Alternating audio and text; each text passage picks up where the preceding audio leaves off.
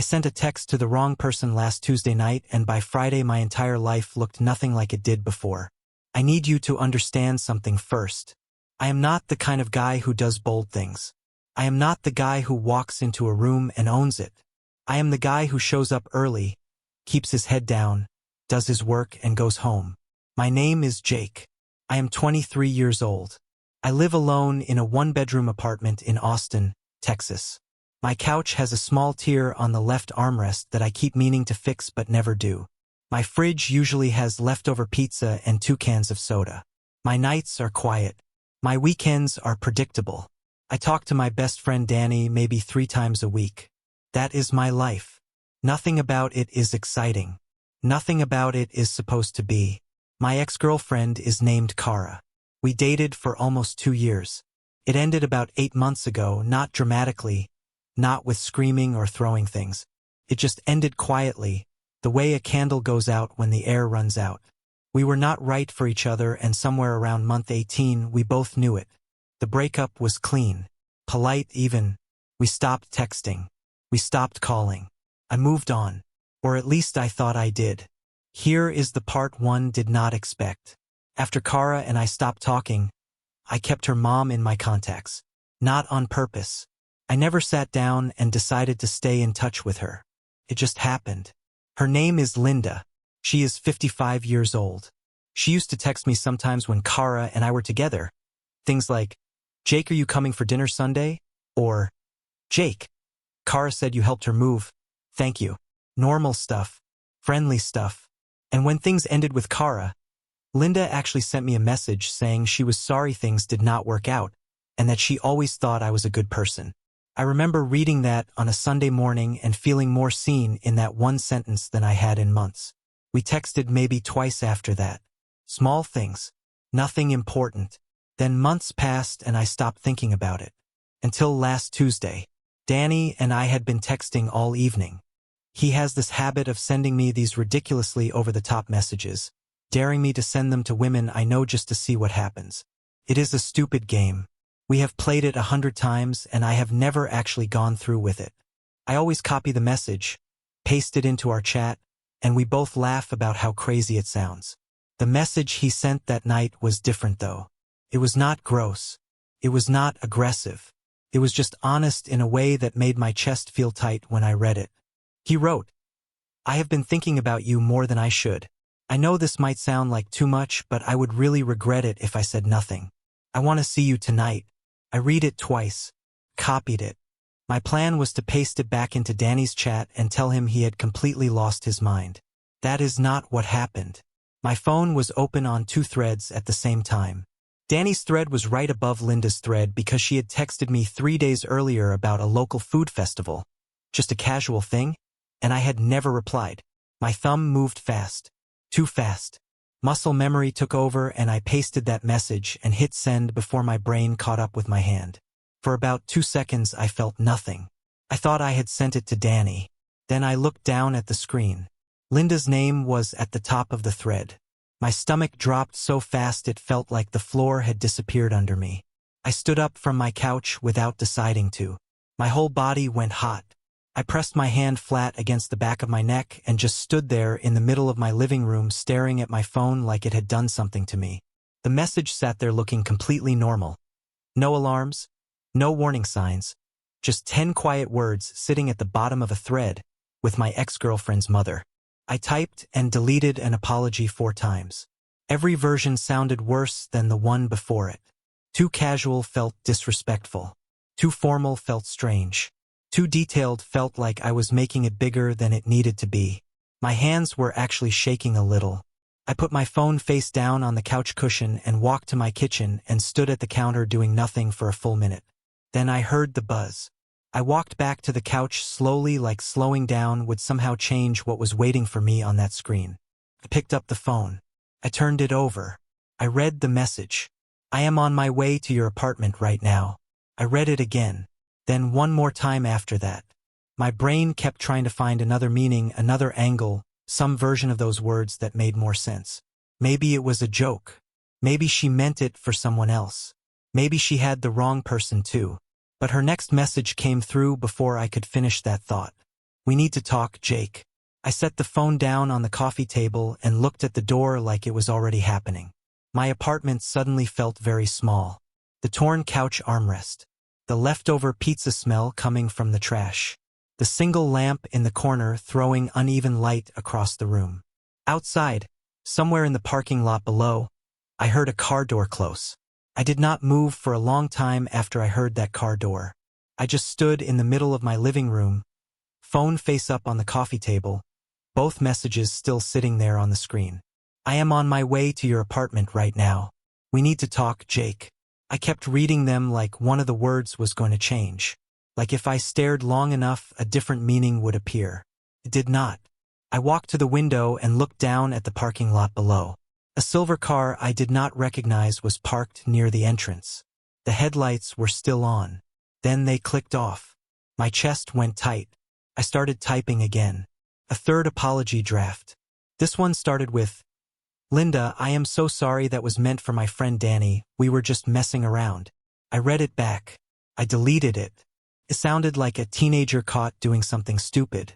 Because I was only 23 years old, and the situation somehow felt even worse because of it. I tried a shorter version. Just the words, "Wrong person.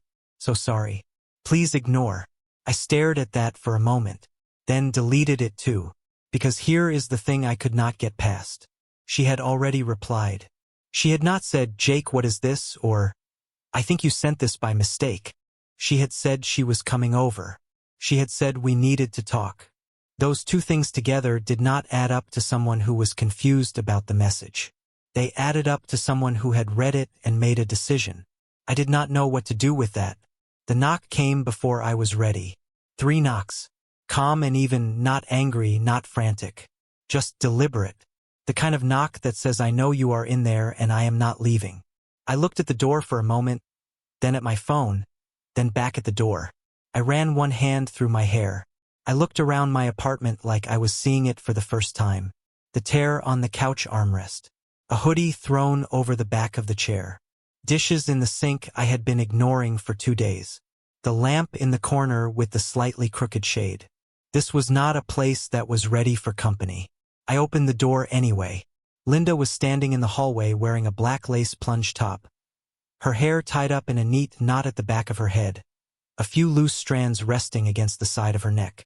She was not dressed up, but she looked put together in a way that made me feel suddenly aware of the fact that I was wearing an old gray t-shirt and socks with a small hole near the left toe. She was holding her phone loosely at her side. Her expression was calm. Not cold, not warm, just steady. Like she had already worked through whatever she needed to work through on the drive over and had arrived at a decision. She looked at me for a moment without saying anything. "Jake," she said. Just my name. Nothing attached to it. "Linda, I am really sorry," I started. "That message was not supposed to go to you. I was texting Danny and I copied it into the wrong thread. I know how it sounded and I completely understand if you are upset. I just want you to know it was an accident and I was not trying to." "Can I come in?" she said. Not a question. Not exactly. It was the kind of sentence that sounds like a question but lands like a statement. I stopped talking. I stepped back from the doorway. She walked in slowly, the way someone walks into a space when they are taking it in, not inspecting it, just getting their bearings. She looked at the couch, the lamp, the kitchen counter with the 2 plates I had been pretending were not there. She did not say anything about any of it. She turned around and looked at me. "Close the door," she said quietly. I did. The click of the latch felt louder than it should have. "I read your message," she said. "I know, and I read it twice," she said. "And I sat in my car in my driveway for about 10 minutes before I decided to drive here. That stopped me. 10 minutes. She had not just reacted. She had thought about it. She had made a choice. "Why did you come?" I asked. My voice came out quieter than I meant it to. She looked at me in a way that felt different from any way she had looked at me when Kara and I were together. Back then, I was just her daughter's boyfriend. Nice enough. Reliable enough. Present enough. She had always been kind to me, but I was background in her life. Right now, I did not feel like background. "Because the message surprised me," she said slowly. And because the part that surprised me most was that it did not feel completely wrong. The room went quiet. Not awkward quiet. The kind of quiet where something has just been said that cannot be unsaid and both people in the room are standing very still because of it. My heart was going fast. Linda, I am not here to make this into something it should not be, she said quickly. I am not here to embarrass either of us. I came because I thought we should talk like adults instead of letting this sit in a text thread and become something strange. Okay, I said. I did not know what else to say. She sat down on the edge of the couch, not leaning back, just perched at the edge, her hands resting on her knees. I sat in the chair across from her. The crooked lamp threw a soft, uneven light between us. How long? She asked. Have you had my number saved? Since about a month into dating Kara, I said honestly. And you never deleted it? No. She nodded slowly like that answered something she had already been thinking about. I did not delete yours either, she said. I told myself it was because I might need to reach Kara through you in an emergency. But, I said. She gave me a look that was almost a small smile but not quite. But nothing. I am just being honest. Outside, a car passed on the street below. The sound faded. The apartment felt very still. I know this is strange, I said. I know who you are and I know what this looks like, and I am not trying to make your life complicated. She held my gaze. My life is already complicated, Jake. It has been for a while. Something about the way she said that made me stop thinking about the accident, about the message, about the wrong thread. I was just listening. She looked down at her hands for a second, then back at me. I just did not expect to feel seen by a text message tonight, she said quietly, even if it was an accident. And just like that, the air in the room shifted completely. She did not stay long after that. She said it was late. She said she needed to think. She picked up her phone from where she had set it and tucked it into her pocket, and moved toward the door like someone who had said more than they planned and needed air before they said anything else. I did not stop her. I wanted to, but I had enough sense to know that pushing would ruin it. At the door, she paused with her hand on the frame. She did not turn around all the way, just enough so I could see the side of her face. Don't text me tonight, she said. Okay, I said. Give me until tomorrow. Okay. She nodded once, stepped out, and walked down the hallway. I listened to her footsteps until they disappeared into the stairwell. Then I closed the door and stood there in the silence of my apartment for a very long time. I did not sleep much. I lay on top of my covers staring at the ceiling, replaying every word. Not the exciting parts, the careful ones. The way she said I'm 55 years old like it was a wall she was building and knocking down at the same time. The way she said relief like it cost her something to admit it. Danny called me at 7 in the morning. I let it ring.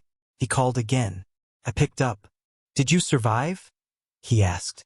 I stared at my ceiling. I think so. What happened?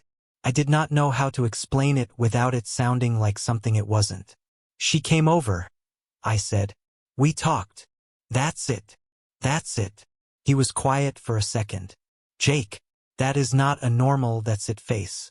I can hear your face through the phone. I sat up. She said she feels something too. The line went silent. Then Danny made a sound like a man who had just won a bet with himself. I told you, he said.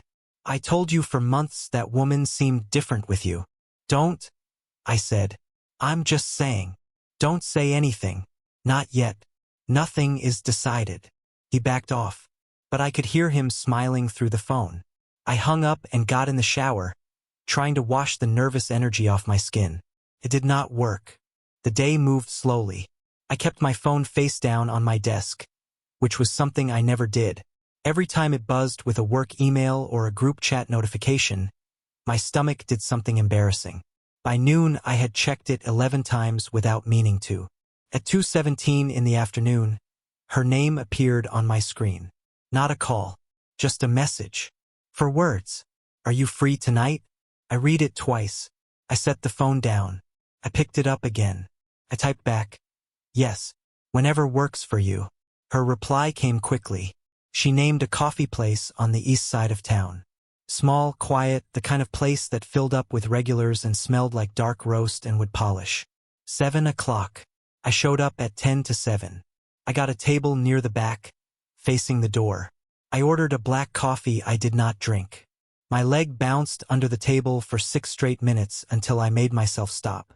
She walked in at exactly 7. Hair up in that same neat knot she always wore. Black lace top, dark jeans. No jewelry except small gold studs.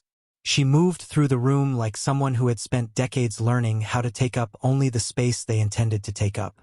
Calm, measured, completely put together on the outside. She spotted me.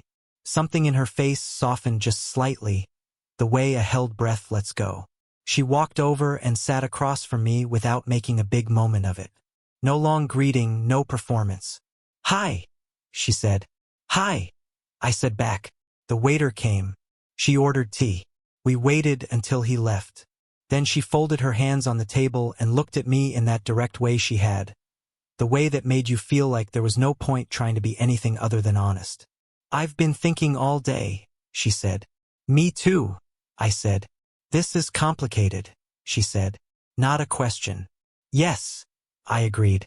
"Kara and I are in a better place now than we've been in years," she said. "I won't risk that lightly." "I understand," I said, and I meant it. Kara and I had ended things 8 months ago, quietly without a big fight, but I knew that did not make it simple. Families did not work like that. Feelings had memories even when people moved on. "I need to know you've thought about that," Linda said. "Not just tonight. Not just because this feels like something, but what it actually means long term." I leaned forward slightly. "I've thought about it," I said. "Kara and I ended 8 months ago. There was no anger, no betrayal. We both knew it wasn't working. But I know that doesn't make this easy." "It doesn't," she said. "So I'm not asking you to ignore it," I said. "I'm asking if we can figure out what this is before we decide it's impossible." She looked at her tea, quiet for a moment. "I was married for 22 years, she said. "Good years and hard years. When my marriage ended, I told myself I was done. I had my daughter, my work, my routines. I convinced myself that was enough. And now?" I asked. She looked up. "Now I'm sitting across from a man 32 years younger than me in a coffee shop on the east side of town asking myself when exactly I stopped being someone who only did safe things." I did not smile, even though part of me wanted to. "When did you?" I asked. "Last night," she said plainly. "When I knocked on your door instead of going home." The words sat between us like something solid. "I'm not looking for something casual," I said carefully. "That's not what this is for me. I don't know exactly what it is yet, but it's not casual." She studied my face. "You're 23 years old, Jake. I know how old I am. You have a lot of life ahead of you." "So do you," I said. That landed differently than I expected. She blinked. Just once. But I noticed. "People will talk," she said quietly. "People always talk," I said. "That's not a reason." She was quiet again. Outside the window, the street was starting to fill up with the evening crowd. People walking in pairs. A couple sharing an umbrella even though it was not raining. A guy on a bike cutting through the crosswalk. The whole city moving like nothing unusual was happening in here. "If we do this," she said slowly, "I need it to be real. I don't do things halfway. I never have." "Neither do I said. She looked at me for a long moment. The kind of look that was not deciding whether to trust you but checking whether it already had. Then she reached across the small table and rested her hand over mine. Just for a second. Then she pulled it back and wrapped both hands around her mug. "We take it slow," she said. "We figure out what this is before we give it a name." "I can do that," I said. "And we are honest," she added. "With each other. About everything. The moment it feels wrong, we say so." "Agreed," I said.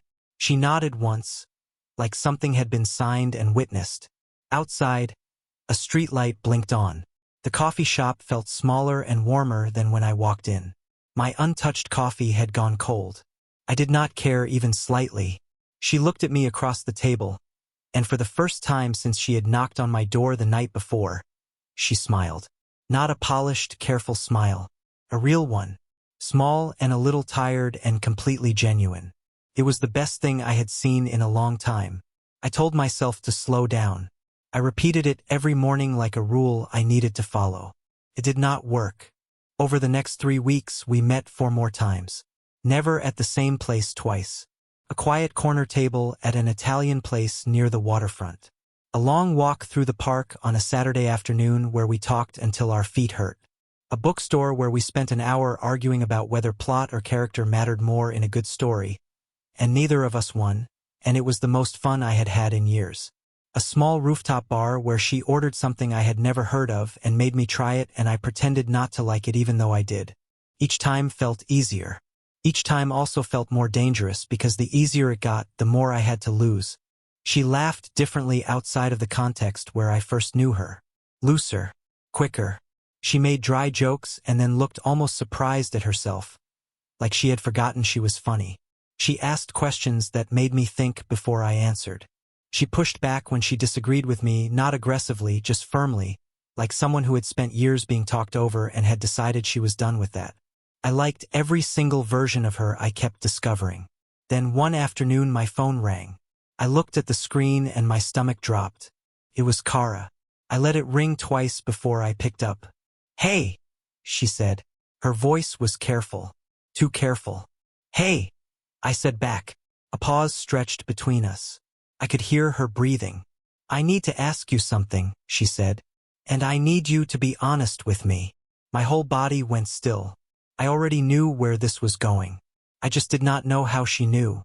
"Okay," I said slowly. "Are you seeing my mom?" The room felt very small suddenly.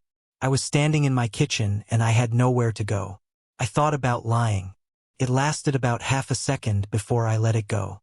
"We've been spending time together," I said. "Yes." The silence on the other end was long enough that I checked the screen to see if the call had dropped. It had not dropped. "Kara," I started. "I'm not angry," she said. Her voice was tight in a way that meant she was working hard to mean that. I needed to hear it from you." "How did you find out?" "My aunt saw you two at a restaurant," she said. "She texted me." "Of course." I closed my eyes for a second. "I should have told you," I said. "I didn't know how." "Does she know you're telling me now?" "No," I admitted. "We haven't talked about how to handle this part yet." Another pause. Then Kara said something I was not expecting.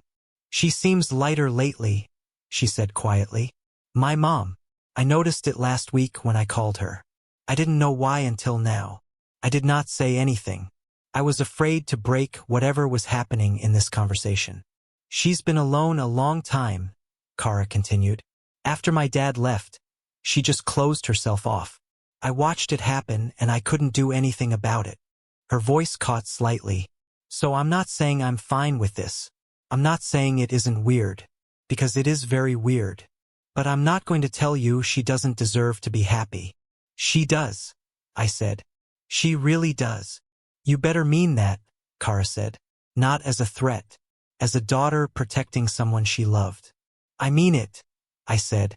That evening I drove across town to Linda's place instead of texting. I rang the doorbell and she opened the door with her hair tied back and reading glasses pushed up on her head and a dish towel over her shoulder. And she looked at me with mild confusion because I was not expected. "Kara called me," I said. She went very still. I told her everything. The whole call, word for word. I watched her face move through several things she was trying to hold steady. When I finished, she turned away for a moment and looked out the window at the quiet street. "I should have told her myself," she said. "I know. I think I should have pushed for that conversation sooner."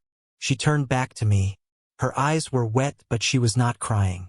She was the kind of person who felt things deeply and managed them quietly. "She's not wrong that it's complicated," she said. "No," I agreed. "It is complicated. Does that scare you?" I looked at her standing in her own doorway, dish towel on her shoulder, glasses on her head, looking more real and human than anyone I had ever wanted to be near. "Everything about this scares me," I said honestly. "But I keep showing up anyway." I think that means something. She looked at me for a long moment. Then she stepped back and opened the door wider. Come in, she said. I stepped inside. She closed the door behind me. The house was warm and smelled like something she had been cooking. She walked back to the kitchen without explaining, and I followed her, and she handed me a spoon and pointed at a pot on the stove and said, "Stir that." So I stirred it. And she leaned against the counter beside me and told me she had called Kara back after we hung up, that they had talked for an hour, that it was hard and honest and not fully resolved, but it was a beginning. She said one thing I keep thinking about, she told me. What did she say? She looked at the pot instead of at me. She said she had never seen me choose something just for myself. Not once. Not since the divorce. She paused. And then she said maybe it was time I tried. I stopped stirring. She looked up at me then, and the careful distance that had been in her eyes since the night she showed up at my door was finally, fully gone. I set the spoon down. She did not move away. I reached up slowly and rested my hand against her face, and she leaned into it like she had been waiting a long time for something that did not ask anything from her. I'm not going anywhere, I said quietly. I know, she whispered. And this time, when she kissed me, it was not careful or testing or fragile.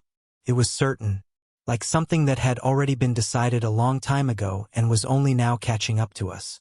The weeks after that were quieter than I expected. Not empty, just settled. The frantic energy of those first nights, the wrong text, the knock on the door, the coffee shop, the careful negotiations over what this was and was not. All of that had slowly given way to something that felt more like ordinary life, except that ordinary life now had Linda in it. We fell into a rhythm without planning one. Twice a week, sometimes 3 times. She cooked more often than I did because she was better at it and we both knew it. I brought wine I had Googled beforehand so I would not look completely clueless.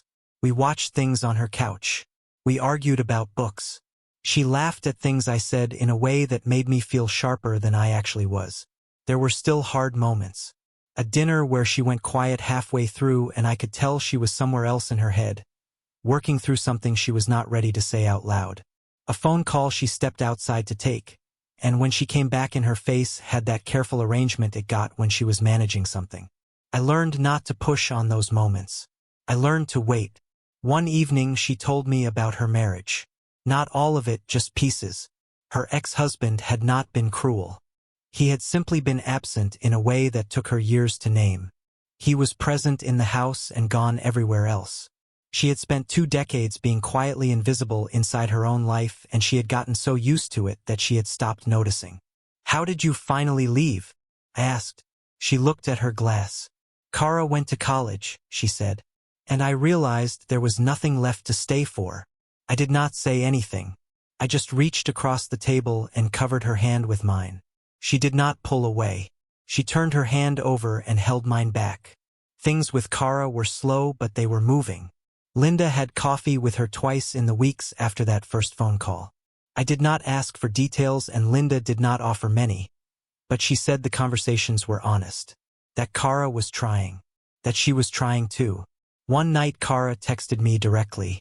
It was short. It said, "I don't fully understand it, but I'm not going to stand in the way." I read it 4 times. Then I showed it to Linda. She read it once, set the phone down on the table between us, and looked out the window for a long moment. She gets that from her father, she said finally. The stubbornness, but also the grace, when she finally gets there. I smiled. She gets some of it from you. Linda looked at me. The corner of her mouth moved. Maybe, she said. 2 months after the night of the wrong text, Danny invited me to a barbecue at his place. I almost did not go. Then I thought about how small my life had been before all of this, and I went. He pulled me aside within about 10 minutes, beer in hand, eyebrows raised. "So," he said. "So," I said, "are you going to tell me how this is actually going, or are you going to keep being weird about it?" I looked at him. "It's going well," I said. "Really well." He studied me for a second. Then he nodded slowly, like he was making a decision. "You look different," he said. "Different how?" "Like you stopped waiting for something bad to happen." I thought about that for a moment. He was not wrong. I drove to Linda's place after the barbecue. It was late, almost 10, but she had told me to come by when I was done. I let myself in with the key she had given me 2 weeks earlier, an ordinary moment that had felt enormous, and she had handed it over like it was nothing, which somehow made it mean more. She was on the couch with a book, reading glasses on, a half-empty cup of tea on the table beside her. She looked up when I came in. "How was it?" she asked. "Good," I said. I sat down beside her. She moved her legs to make room without looking away from her book. "Danny says I look different," I said. "Danny is right," she said, turning a page. I looked at the side of her face, the reading glasses, the loose strand of hair resting against her jaw, the completely ordinary, completely irreplaceable fact of her just being there. "Linda," I said. She said, still reading. "I'm in love with you." She stopped turning the page. The room was very quiet. She took her glasses off slowly and set them on top of the book in her lap. Then she turned and looked at me with that steady, direct look that had undone me from the beginning. "I know," she said quietly. "That's all you've got?" I said. The corner of her mouth moved. "I love you too, Jake," she said. "I've known it for a while. I was just waiting until you caught up." I laughed, and she leaned her head against my shoulder, and I rested my chin on the top of her head, and outside the city went on doing what cities do, completely indifferent to the fact that something I had not known I was missing had finally and completely arrived.